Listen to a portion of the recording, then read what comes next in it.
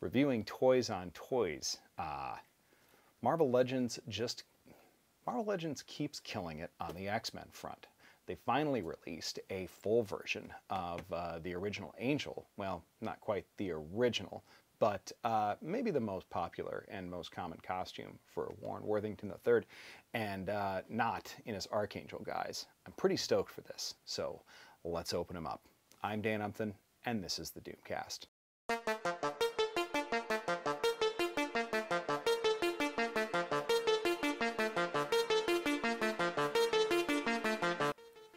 Oh yeah, it's the Angel, baby. Listen, the first thing that you notice about this figure, obviously, is the wings. That's the centerpiece of the whole figure, is these wings that fit very nicely into the back and have a lot of articulation, a lot of option as to where you can pose them. The only difficulty is keeping that figure balanced, but the way that they attach into the back is so much better than the King in Black Venom that we got a couple of years ago in that Null 2-pack. These ratchet in and they just stay good and tight. They don't move, they don't wiggle unless you want them to, baby. Real nice. But the posability, I mean, really fantastic. These joints right up here are phenomenal. You've got a really broad range of being able to really a lot of display options. These are probably the best wings that I've seen on any figure of this type. You get wing sets like this with, for example, Hawkman.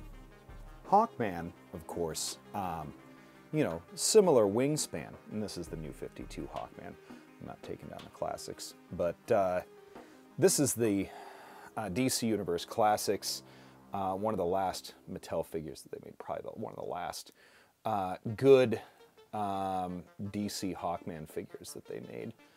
Not such a big fan of McFarlane. If you are, that's okay, no beef. I just don't like this folding joint back here that keeps both of those wings together. It's efficient, it works, and you've got still limited range of posability here, not as much. And I like the fact that these wings are ratcheted. Also, you get a little bit of good posability, but it's not quite as nice as this Angel. And I'm actually to a point where I almost wonder if I can customize this Angel figure and put new 52 Hawkman's gear on him. I probably could. I don't know if I have that kind of patience though. All right, Warren Worthington III. This deluxe figure from Hasbro's Marvel Legends line is, I think, retail $35.99. Deluxe figures aren't cheap, but the wings are deluxe. Some of the basics here, you know, double pinless on the arms and legs. No butterfly joints, although I think I would not mind having those on the chest for the shoulders. I get how it probably would interfere with the wings, because I don't think they would probably be able to pin those in the back the way they do. You get a couple of accessories with Warren here. You get, of course, the wings. We'll talk about those in a sec. You also get a second smiling head in place of his stern head, I guess. And then a pair of inexplicably huge hands that don't look like they actually should match his hands here. Okay, all right. Upon replacing them, they actually do. They just look way too big on their own. They look like they should be way bigger than they actually are. I wish that there was a good, or at least ideal, display stand for Angel and other flying characters. I'm using, of course, Bandai Tamashii Nations Act Humanoid Stage 4. This one's pretty common. You can still acquire it on Amazon and elsewhere. I've got a couple of the Obitsu stands. Those are great, but they're hard to come by anymore. I don't think they're made any longer. The Hasbro ones themselves are fine, but they're bulky and they tend to break. So this is what I use. They're just shorter than I wish they were. But that aside, I do like the fact that there's a good wash to the wings. You can see a little bit of variegation there in the color.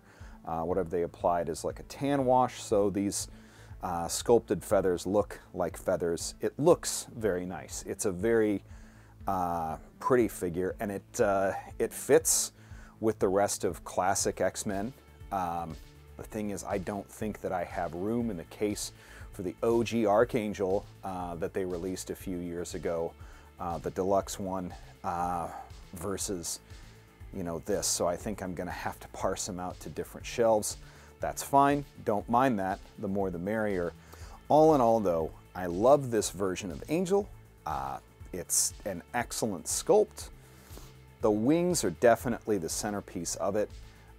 It would be a centerpiece and kind of not crowning piece, but probably essential to your collection if you're mostly X-Men.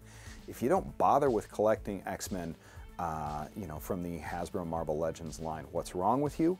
But I also understand it because they come out with a lot. This one is one they've made very few of. You can probably skip a lot of the other Wolverines or Cyclopses that they keep coming out with. If you're looking to add something to your collection to enhance it, this is probably a critical one. So I think I love this guy a lot. But that's that. Is it critical? Probably if you're an X-Men fan. If you're not, you know, the wings alone make it a really cool figure. Otherwise, if the cost is something that frustrates you, I get it. Collecting is expensive these days. But thanks for watching. This has been the Doomcast. We'll see you again soon. Peace. Peace.